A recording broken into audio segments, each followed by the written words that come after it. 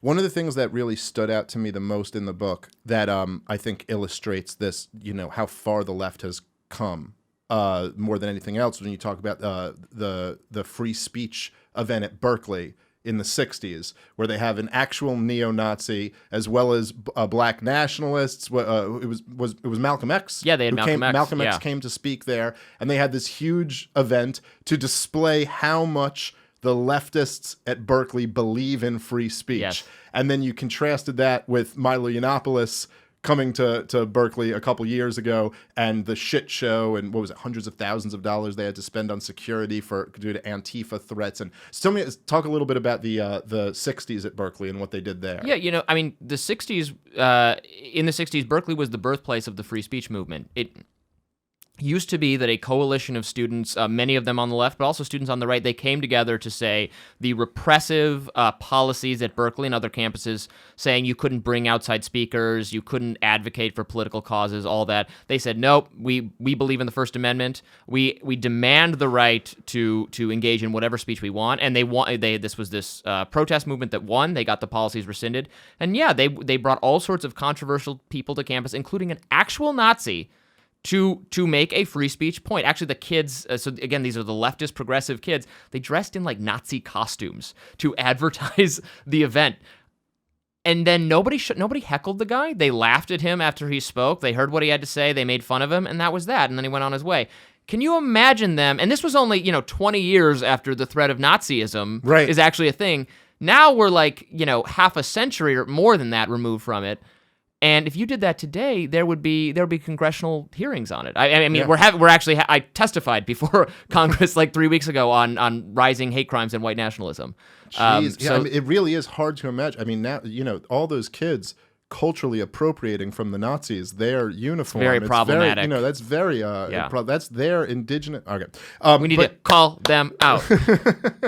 They do have a certain cadence, yes, by the way, that woke social justice warriors speak with. It's very Valley Girl. There's certain things that they like to do. Like they like to all caps on Twitter and things like that. There's the thing where everything ends in a question. And they say very obvious things as if they're profound. Like, maybe we should just not rape. Like these things, and you're like, what point are you making here? Yeah, it's like, yeah, I agree. So does just about everybody. What they are like we to talking snap, about? actually, Because clapping's too aggressive or clapping's something. a little aggressive, triggering. Yep. It really is almost like it's something out of a cartoon. Like they're a parody of themselves. But at the same time, as you get at in the book, it's a very real phenomenon that kind of has to be grappled with. Yeah. It's easy for, a lot of people have made their names off kind of slapping down social justice warriors, as Ben Shapiro and Jordan Peterson come to mind. Like these guys rose to prominence off videos of them, destroying some 18-year-old who's really a caricature of them. I mean, there's certain in these absurd views, like it's a fact that there's 72 genders. It's like, well, why not 74 or 71? Like, why does it have to be this number? Very silly things. But they have as you've said, they have a lot of influence, and these liberal professors are terrified, and rightfully so, terrified of them. You go through in the book a few of the different, examples where professors and one example, the president of a university was forced to resign. It's kind of creepy, no? Yeah, and I'm never trying to overstate. I'm not trying to scare people or overstate the problem. There's plenty of campuses where everything went fine. They had a speaker. It's not as much a generational problem because it's not that all young people are like this. Mm-hmm. This is a tiny, radical, fringe movement that has managed to have a powerful effect at some of our most elite institutions. The thing I'm most worked up about just recently, that's not even in the book because this happened after, is Harvard, a faculty dean, Ron Sullivan. They fired this man as faculty dean. He's a law professor. This is a man with criminal justice expertise who advised Senator Obama, has helped free wrongfully incarcerated people, who, as one does when you're a defense attorney, has represented all sorts of controversial clients. He's represented accused terrorists. This is good. These are things that progressives used to say, this is very important. Right. This work is so vital, and we libertarians agree with them on that. But he decided he would represent Harvey Weinstein.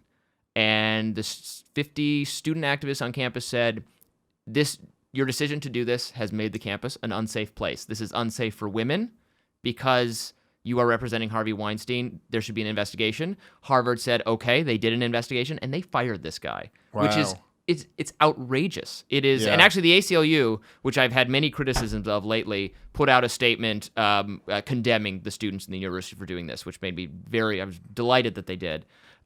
This is sacrificing fundamental principles, fundamental liberal principles for craziness. Yeah, it really is. Like that, the Me Too thing really, and you have a chapter that partially deals with this in the book, really became, it just took off. Like, that became the focus of everybody's attention, and it really was, it's a difficult thing how a libertarian should feel about the Me Too moment, because obviously there were some positives that came along with it, but the idea of due process being thrown out the window, and then this is just the craziest thing ever. Not only due process thrown out the window, but now you're guilty for defending somebody, for helping someone in their due process. That's something that libertarians really can't just look past that. Yeah, I mean, obviously a lot of good has come of the movement, and due process is a legal concept. You don't have it if we're just calling out bad behavior. You don't have some right to not have your bad behavior called out. If somebody's going to try to put you in jail for it, then you have a right to defend yourself. So it can go too far in the due process. But what has happened on campus very much concerns due process. I mean, you have students who've been accused of sexual misconduct, who are facing very real disciplinary issues, who are being adjudicated under standards that make a mockery of justice, at the explicit instruction of the Obama administration Justice Department, not the Education Department. Their Office for Civil Rights, Title IX stuff.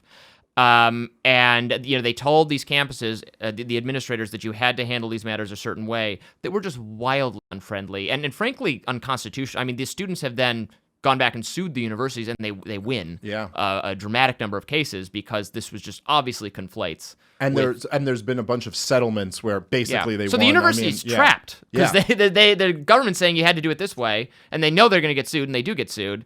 One of the good things, one of the Trump administration has done was Education Secretary Betsy DeVos revised some of that guidance, so that was good. Yeah, which drew quite a bit of hatred. Yeah, well, obviously, it's just look at Trump hates women doing, and I'm no defender of Trump, but the situation on campus with regard to due process is just becoming. I mean, you had cases where there was no even dispute between a male and a female student. Yes, and a third party objected to their relationship for some way, and the university is investigating because they're saying, well, we're required to when we learn of misconduct. And there's no accuser, or there's no victim. The victim says, I'm not a victim, and they're saying, well, we'll decide whether you're a victim. I mean, how is that not paternalism? Yes. One of the stories, one of the first ones that really got national headlines that kind of predated a lot of this newer hysteria was the Duke Lacrosse situation, which really, that particular situation, really, I think there was a lot to be learned from.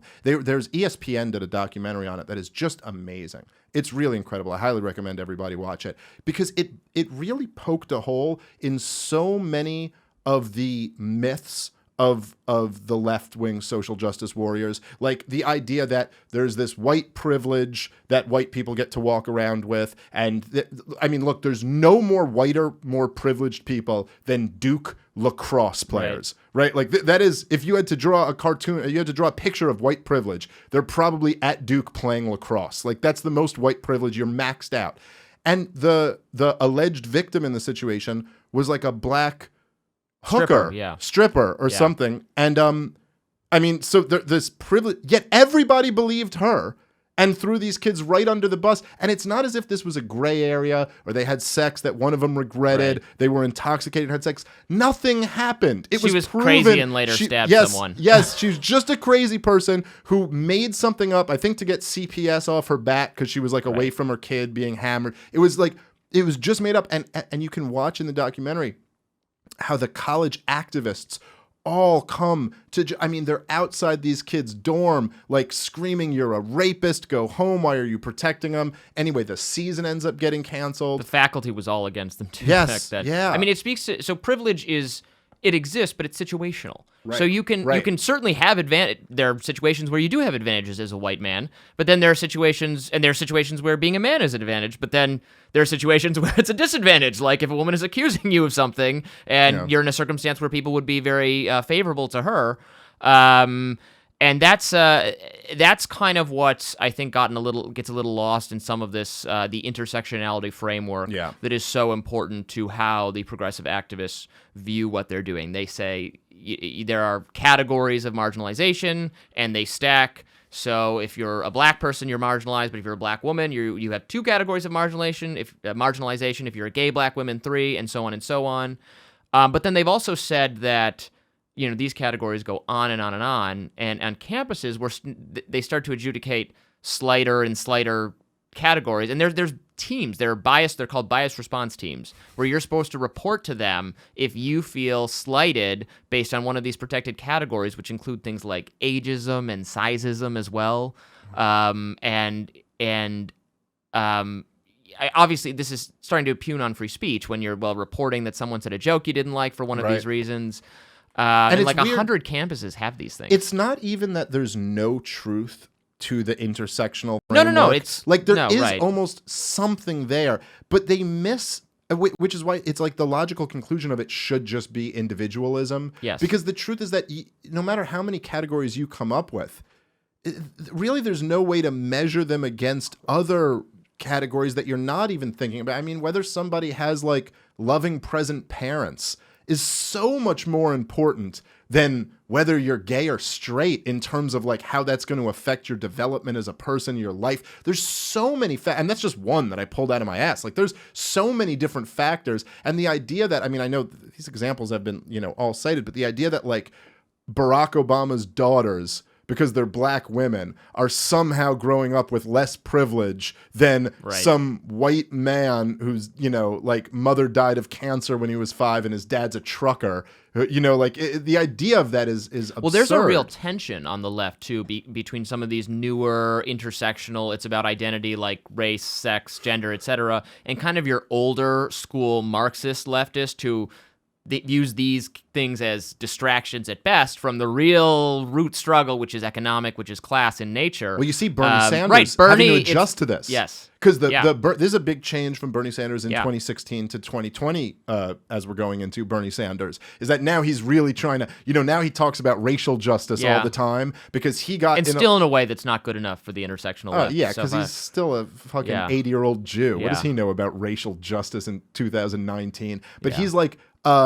he's got this thing where he said a couple times in 2016, and this got him in a lot of trouble, where he would basically kind of be like, it's all about economic issues. I forget the exact quotes, but it would be something like, well, it's really about economic justice. It's about rich versus poor, and it's not so much. And this is very offensive to the intersectional people because they're like, no, we're not even talking about that stuff. It's all about race and gender. The person who best represents the synthesis of this is AOC, who it is very fundamentally about class and economic condition, and socialism is the answer to that. But she's also obviously fluent in the language of intersectionality, and so you're going to see more people like her who are younger who very perfectly. Oh God.